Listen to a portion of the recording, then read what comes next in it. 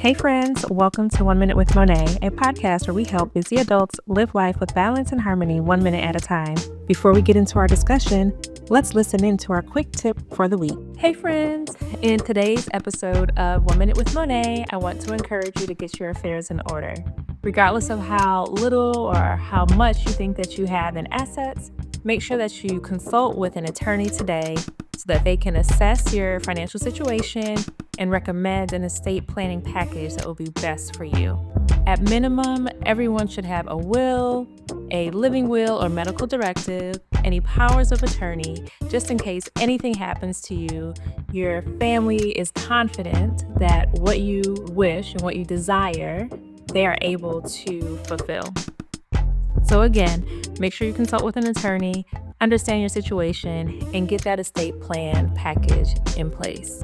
Stay tuned for my next episode where I'll be interviewing Dana Allen, a local attorney here in Atlanta, who is going to help us dive deep into this subject. Thank you so much for tuning in. Until next time, be well, be balanced, and I'll see you then. All right. Well, welcome to another episode of 1 Minute with Monee. And today I'm so excited to have my friend here with me today. Attorney Dana Allen will be here to talk to us about estate planning. Welcome. Thank you for having me. No problem at all.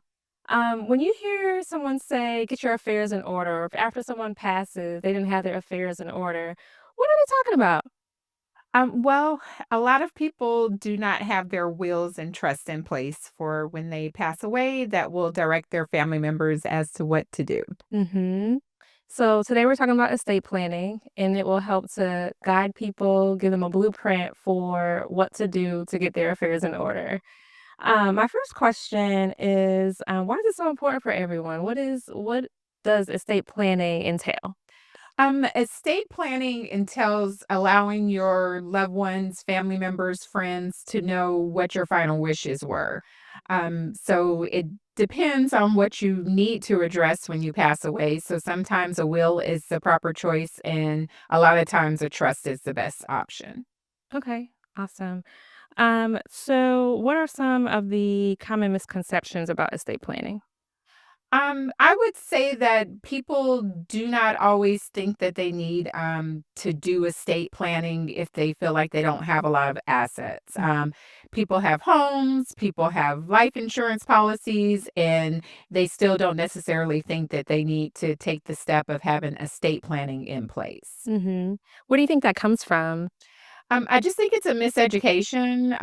We, especially in our community, just have not been taught that they need to have their affairs in order. I think that we know that we need to have our affairs in order. We just don't necessarily know what that means and how to execute getting our affairs in order. Right. So recently, my family and I went through this process a couple of years ago, actually.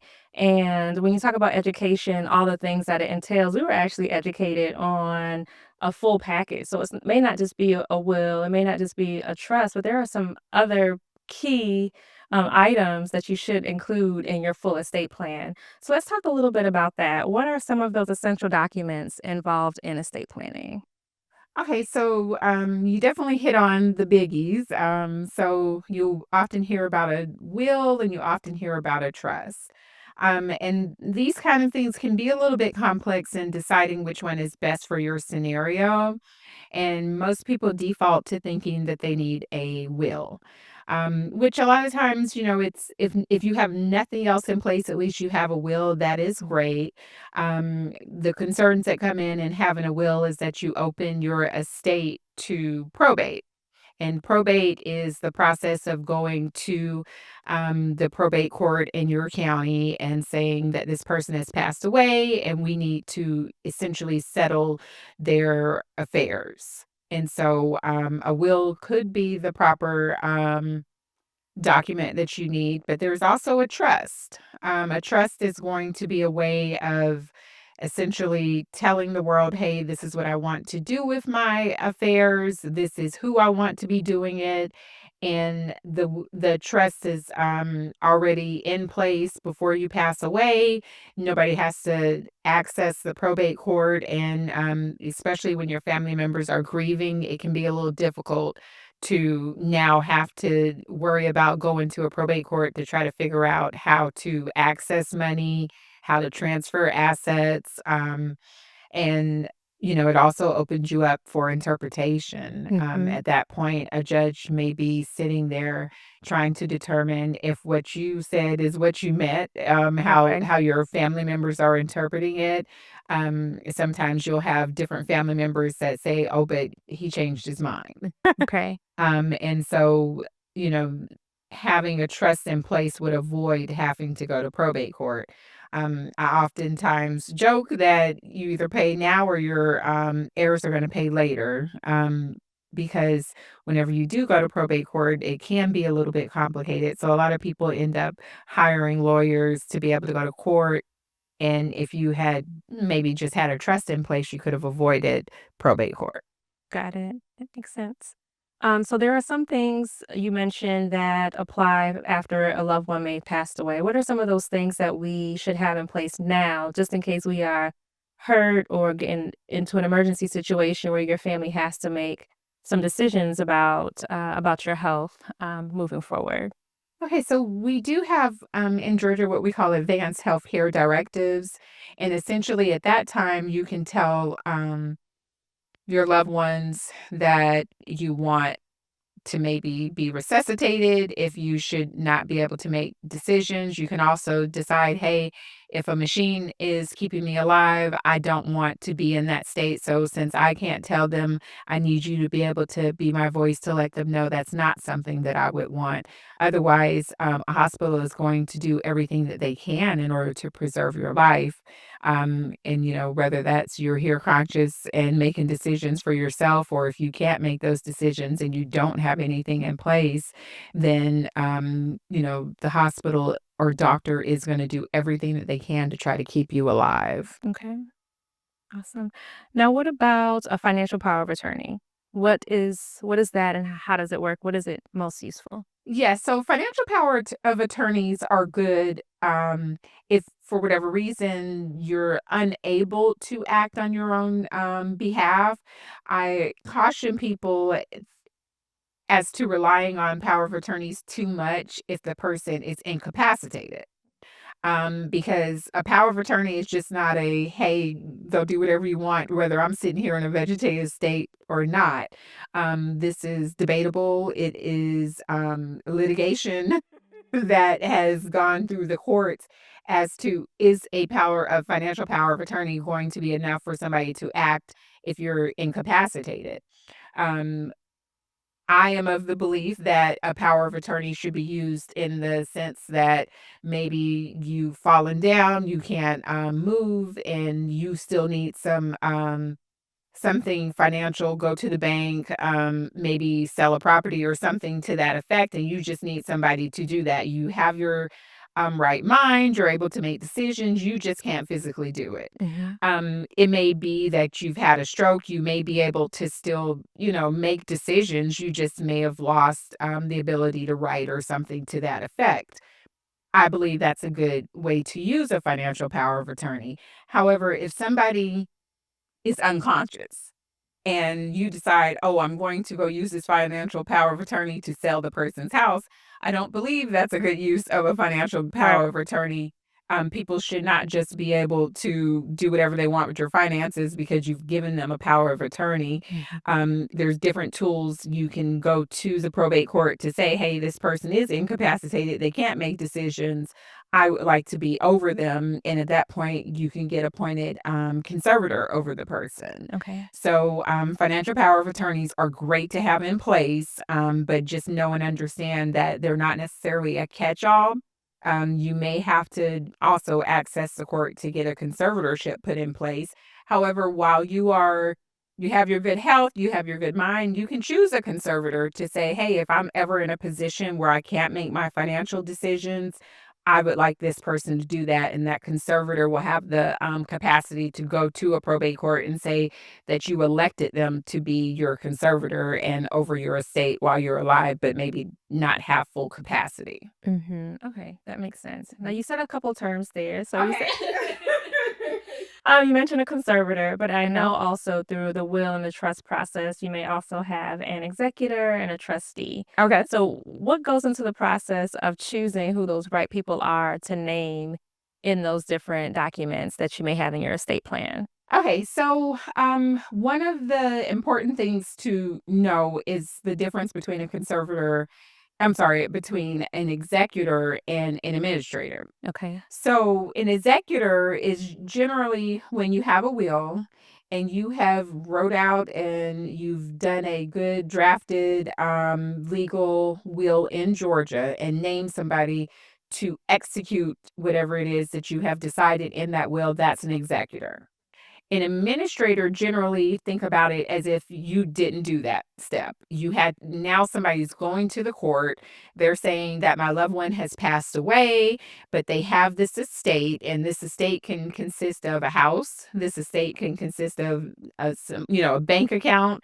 But either way, you can't just access those things through other means. That if it's a small estate that you can, but it's big enough that you actually need permission from the court, you would go to the court and say, my loved one didn't have a will, so I would like to be appointed administrator over that person's estate. And so at that point, you become administrator over the estate, and the administrator and the executor essentially have the same duties. In one scenario with the executor, they've already been told what, hey, this is what you should be following, which is what's in the will. And the administrator is executing distribution of your estate, but there wasn't a will necessarily in place. There's some scenarios where it may be a will and an administrator still has to be appointed. But generally speaking, I would say that an administrator probably means that there wasn't a will in place. Okay. All right. And then the conservator, well, any of these, are these people who should be in your family? Should you hire an attorney that you've built a relationship with? Should it be a friend? Like how these seem like very important roles that these Mhm. people have in your life. How do you go about choosing who they should be? Well, that depends. There's not an easy answer for that. When you evaluate who you want to put into these roles, you have to ask yourself, is this person going to follow what I've requested for them Mhm. to do? So to me, that would be your first question. Mhm. You whether that person is going to be a child, whether that person's going to be a spouse, or it could be a attorney as you referred, or it could be a family friend. I would suggest putting a lot of thought into it Mm. and also asking yourself who's actually going to carry out my wishes as I've already put into my will, my trust, who's going to actually do it. Right, right. Yeah, that sounds really important. What are some common mistakes that people make when they are planning their estate? Um, the first one would be, especially in Georgia, pulling documents from the internet. We're in an age where, pretty much everything can be found online. I would say estate planning is one of the major areas that I would not leave it to the internet. Although it may seem like a cheaper option than going to an attorney, if it's not properly executed, then it won't be any better than the paper is written on. It'll be good for nothing. And that's what I run into a lot in my law firm, is that people bring me wills that they've taken off the internet, or they bring me a trust that they've taken off the internet. And there's specific language that Georgia requires. And so the general language that you're getting from the internet is not correct. There's ways that it has to be properly notarized. If it's not properly notarized, it's no good. There's just key terms that Georgia has thrown in there, and if you do not have them in place, it's not worth anything. So I definitely would say take the time, get you an attorney that you trust, and allow them to draft your estate plan and documents. Okay, all right. My next question is about families and disputes. So this likely happens a lot. There may be some confusion and misunderstanding about what the family member who has passed may have wanted. So how can those families avoid some of those disputes over their inheritance? Well, one of the biggest ways is a trust. We hear that term trust, and it can be very daunting. A trust document is usually, 30, 40, 50 plus pages. There's a lot that goes into it. But a trust is going to avoid the discussion. So 9 out of 10 times, you're not going to be subject to a court. If there's a trust in place, it's probably already in place and already active when the person passes away. So they've probably already started putting assets in there. They've already deeded properties into it. They may have already deeded, a car, house, bank accounts. There's a lot of things that can kind of be in that trust. And so, once you put things in a trust, it eliminates, or it greatly reduces the likelihood that there's going to be a dispute as to what did grandma really want, because somebody that's 9 out of 10 times disinterested in the money or distribution is executing what you've already told them to do in that trust. So a trust is an excellent way to avoid the litigation, the discussion, the interpretation as to what anyone really wanted. Mm-hmm. Mm-hmm. Awesome. What should somebody do if they have a blended family? Okay, blended families, it's definitely of utmost importance that you address your estate planning. Because with a blended family, your interest of a spouse may be different from the interest of a child that you had previously and or after, whatever the scenario could be. And just because your spouse has been there with a child or knew a child doesn't necessarily mean that that spouse may agree with how you would have wanted things to be distributed. Okay. It's also important to know that, your spouse may would, do what you think is the right thing, but what happens if something happens to that spouse before it's time to distribute to the children? And if we're following Georgia intestacy laws, then the likelihood that something's going to pass to that child that wasn't the biological child of the spouse is 0%. So even if your spouse that's still around managing things has the best intentions in place, if everything has kind of passed directly to your spouse and your spouse doesn't share that child with you, then it's possible that your child would not inherit anything from you, and that not be your intent, and it may not even be your spouse's intent. But according to Georgia, unless that child is adopted, then they would not inherit, and you're leaving it to chance. So it's Wow. very important that you consider children that you have before you got married Got it. Okay. That makes or sense. outside of the marriage. Okay. All right. Makes sense. Now I have a story for you. So my mom passed away about 12 years ago. I'm sorry. Thank you. She had a home that she was very proud of that she bought on her own. She was a single parent at the time. It was just her and my sister left in the home. I was an adult raising my family, 3 kids. We lived in a different state. Um, she uh, was diagnosed with breast cancer, and at minimum, she had her affairs in order, quote unquote, a little bit. And so she had a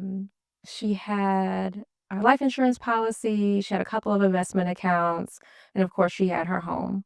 But there was no trust. There was no properly executed will. She did have a will that she probably got off the internet. It was in a file cabinet, and she gave me a copy, but it wasn't properly executed. In that scenario, oh, and then she actually got married after she bought the house, and so, at the time of her passing, she was married to someone who was not, listed on the deed of the home, and was not on the mortgage. Okay. And so what all of this, it ended up being okay. So my sister at the time was a teenager, she came to live with us. We ended up giving the house back to the bank. The investment accounts were given to the husband because that's kind of what the law is, how the law like reads. And so, and then the insurance policies, thankfully, were the beneficiary of those insurance policies were someone that was a lifelong friend. And so that person was able to receive that distribution and then give it to my siblings and I. Um, in a perfect world, or what would you recommend as a different scenario about how her estate could have been handled? And also, I want to add, and this may be a way you can also tap into more of this question is she didn't have a lot of money. You know, her pride was buying a home by herself. She had small investment accounts, and she was an administrative assistant for most of her career. At the time of her passing, she did not have a job. Okay. So she didn't have a lot. She was a woman of modest means. Okay. Okay. That's fair enough. Well, again, I'm sorry for your loss. I know that a lot of us, the American dream is to purchase a home. So understanding that that was a major accomplishment. And so as people are purchasing homes and starting to accumulate assets, it is important to start thinking about how they're going to protect it once they pass. And so, as you said, a lot of people do pull from the internet, and she had the right thought. But as you said, it probably was deemed invalid in Georgia. And that's just something that we run into a lot here is that the wills that you're going to find online, they're just not valid here in Georgia. Mhm. And you can find an attorney in Georgia that will assist you. And even they have a program around here. It's called Black Women Will. And so, like once a year, once or twice a year, they allow, people to come in, get a will slash trust done, and you just kind of have to look out for it. So that's one of the things I would tell people to be on the lookout for. It's a wonderful organization, and they have hundreds of attorneys that volunteer to do that day of drafting wills and trusts, and we have a lot of people of color that come out, and it's just a great thing to see done. Now I personally, if she had come to me and said, hey, what do you suggest I do at this point? I'm a real estate closing attorney as well, so as I'm closing loans, I'm always asking people, do you have a will? Do you have a trust in place? Do you have something to start getting that thought in people's mind? You don't have to be a Rockefeller in order to have a trust. Trust can be a little pricey, so I am aware that that's one of the barriers that a lot of people have. You've just tried to buy a house, so congratulations on purchasing the house, and then the next thing that you have to think about, how am I going to furnish it? And then it may be time to get a car, and before you know it, all this time has passed. But I do highly encourage people to sock away a little money here and there so that you can get a trust put into place. Trusts generally are probably going to cost you anywhere from $2,500 and up. Okay. They are going to have all the things that, or they can have all the possessions that you've accumulated. So a house, a car, bank accounts. You don't have to put bank accounts in the trust, but you can. Okay. You don't have to put insurance policies in the trust, but you can. Um, but once you start putting the things in the trust, that's what we call funding, and that's just putting the assets in the trust. And then also, I know you mentioned that your mother got sick, so that would be part of the trust as well. At least I make sure it's part of it. Is an advanced healthcare directive. Mhm. Other states may call it a living will, but essentially, it's kind of I'm still here, but I still need my affairs being handled. Yep. So at that point, you'll be able to have somebody in place that can make that decision of how much or how much resuscitation you may allow, or how much, if somebody is unconscious, unable to make medical decisions, who's going to be that person. And it's important to think about those things while you're healthy, or you don't necessarily, quote unquote, need it right now, but it's important to have those conversations with your loved ones because they need to know if you would not want to be resuscitated, if you don't want to, you know, be in a coma, if you don't want to, be on a feeding tube. All of those things can be addressed, and nobody wants to think about them when they're grieving and they're really most upset.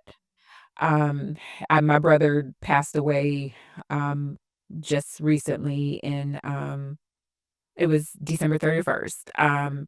So when he, was in the hospital, we got an advanced healthcare directive in place, but, he was conscious enough for me to be able to ask him questions as to what you would have wanted. And it's, very, very hard when you're going through it.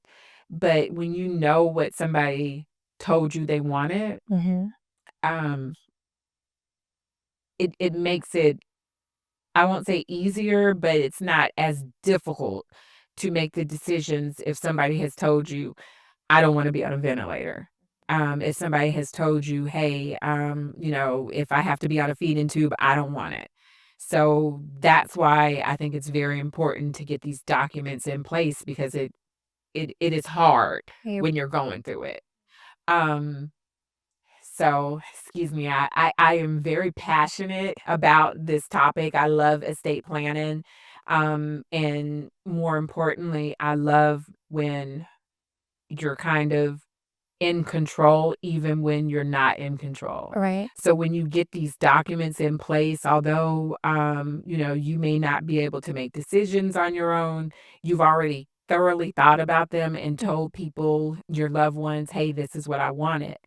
Also as part of trust documents, when I do a package, I also include like, what are your final wishes? Because it's hard. You really don't know if somebody wants to be cremated. You don't know if somebody wants to be buried until you're in that situation.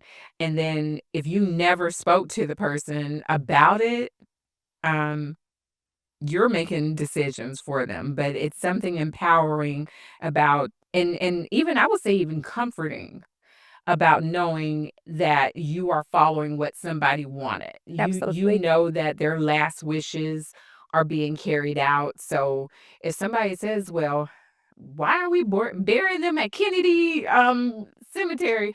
Well, they said they didn't want to go over there. They wanted to go to Ronald Reagan Cemetery, whatever the case is. But you've had that conversation with the person. So I love doing estate planning because I love that, especially like I said, my community, to see people being empowered by making decisions and then those decisions actually being carried out.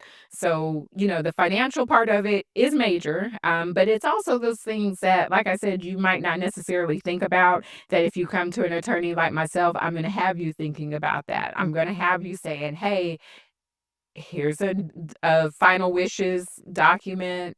I need you to think about these things so that when it's time to make these decisions, the only thing your family has to do is grieve and carry out your final wishes. Yep, absolutely. I'm also sorry about your loss of your brother. Thank you. And I really appreciate your passion. And that's the main reason why I had you here is because it's we want our communities, we want our families to feel empowered to make the decisions. And I say, having your estate plan in place is the best gift that you can give your family once you pass away, so that some of that stress is kind of taken off and those decisions are made, and they can grieve and they can know that everything that you wanted is happening. So thank you so much. I appreciate that. Let's talk about resources. You mentioned that organization earlier that it kind of does the pro bono event, but also, what do you recommend for other families, or what are the resources are there for people or families to start their estate planning journey? Okay. So, very basically, you should be able to get a will done at a reasonable price through an attorney. Um, that's one of the most difficult parts about what I do in the industry that I'm in. I am a real estate closing attorney. I do estate planning and probate. So I have a passion and a love for estate planning and probate. So I don't necessarily charge what a lot of attorneys that's relying on that will. And so I believe that there's a lot of attorneys out there like myself who are just passionate about making sure these things are in place, that you should be able to find an attorney that can reasonably get you an will in place, and also a trust. Trust, you may go to an attorney and off the rip, they're going to charge you 5,500 and up. And you can also find somebody such as myself that I'm just passionate about making sure these things are in place, that I'm not charging top dollar. It's pretty much cost. And I just want to make sure that these things are in place so that you don't have to come to me and say, hey, I have this probate issue. And so the probate issues don't come up when the estate planning's not done properly, and or just it has to be done, period. So, and I would love to have another discussion on probate We at a will. later time. Absolutely. But when it comes to resources, I would just say call around, make sure that you reach out to different attorneys and talk to somebody that you're comfortable with. Because yes, you can find some attorneys that are going to do it for a lower price point, but you want to make sure that they're not cutting any corners. Okay. You want to make sure that they're not giving you less than what you really need. And that's important. There is, a segment that may not necessarily give you everything that you're going to need, but it's important to have at a minimum the things that we discussed today. Okay. Now, from a technology perspective and emerging trends, I know we talked a little bit about the internet, but are there any other things that are emerging in the industry? And then also over the years, how has technology kind of helped or hindered even the estate planning process? Well, let's start with the concerns that I would have, and then let's end with our positive of where we're going. Okay. So, my concerns that I have now for the industry is just that everybody seems to be touting estate planning, but they may not necessarily have the credentials that are needed to make sure it's done properly.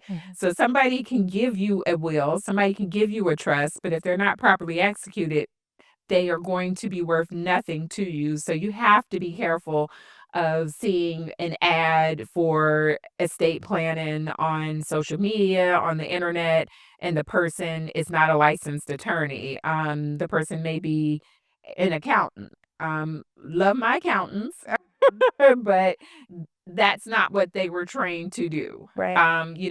Yes, they may have taken a course, but you want somebody with the backing to say, hey, I'm putting my license on the line, or whatever, malpractice insurance that they may have on the line for if this issue comes up. Because if there is an issue and it wasn't properly drafted, nobody's going to care that you went to, this great accountant, or, and I don't want to get on accountants.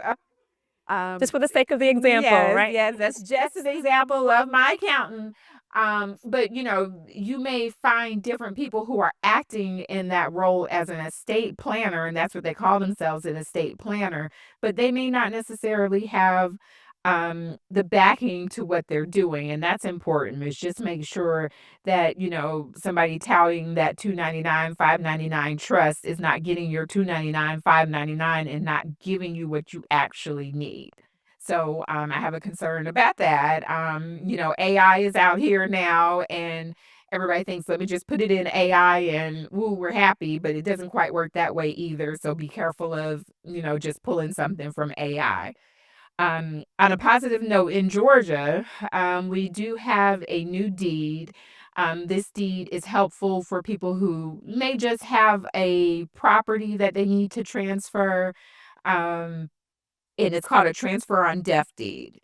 This just passed August of 2024, so it's a very new deed. It's still emerging as to how it's going to work out, but it's different than a quitclaim deed. A quitclaim deed, you may add your child and y'all are on title as what we would call maybe joint tenants of rights of survivorship, which basically means that when you pass away, it'll all go to your child and there's nothing for your child to do, thereby avoiding probate court.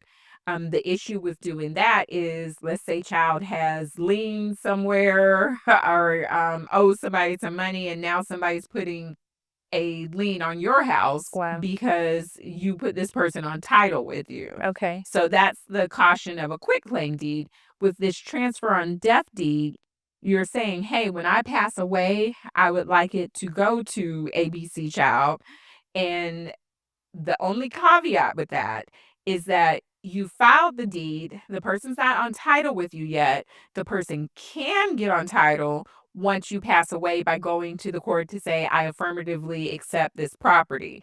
And so it's important that as people decide to do these transfer on death deeds, that they let people know that they've actually done the transfer on death deed, because if nobody knows and 9 months passes, then it's all for naught. You don't get the property. So that's the little asterisk with the transfer on death. And that's just probably more of a nerd thing for attorneys, because the question is, what if the child didn't know? What if the child's someplace, and can't get there to say, hey, yes, I want it. Yeah. So whose responsibility is it to say, yes, transfer this into this person's name? So I like the deed, just have to make sure that there's some nuances in place so that it works the way you intended it to work. Okay. All right. Well, thank you so much. This was a wealth of information. I look forward to having you back. I definitely want us to talk more about the probate process and more of your passions. Tell my audience how they can get in contact with you. What other things do you offer at your law firm? Yeah, how can we get in contact with you? Oh, and the one thing before you do that, if you are not in Georgia, please take to heed the advice that she gave about searching for someone. But if you are in Georgia, make sure that you reach out to Dana. So tell us how we can get in contact with you. Yes, thank you. Yes, so none of this is legal advice, but I do want to stress that I do very strongly believe in consulting with an attorney to get some good legal advice when it comes to estate planning. My name is Dana Allen. I own the Allen Law Group. We have 5 locations in the Atlanta area. I do real estate law, I do estate planning, and I do probate law. I serve at the pleasure of the chief judge in Fulton County as a Fulton County probate judge. I greatly enjoy the work that I do there. And like I'm very passionate about probate, and definitely very passionate about making sure that our community can access the resources they need in order to navigate estate planning and probate. I personally can be reached at the Allen Law Group. Our phone number is 404-369-0202. Website is allenlawgroup.org, and I think on social media our handle is Allen Law Group, maybe Allen Law Group PC. But yeah, all right. Well, in the comments to this episode, I'll make sure that we put in all your information, how to contact you, whether by phone, email, or on social media. Thanks again for being here. And to my audience, be well, be blessed as always. I hope that the information that you received today will help you get started with your estate plan. And please do tune in when Dana has us back, or when I have Dana back for a deeper dive into the probate side of estate planning and what that looks like. So thanks again. Well, thank you for having me. No problem. I enjoyed it. Yeah, so did I. All right. Thank you for joining me this week. Let's continue the conversation on social media at 1 Minute with Monee on all channels. Also, don't forget to like, follow, and subscribe to our podcast on your favorite platform.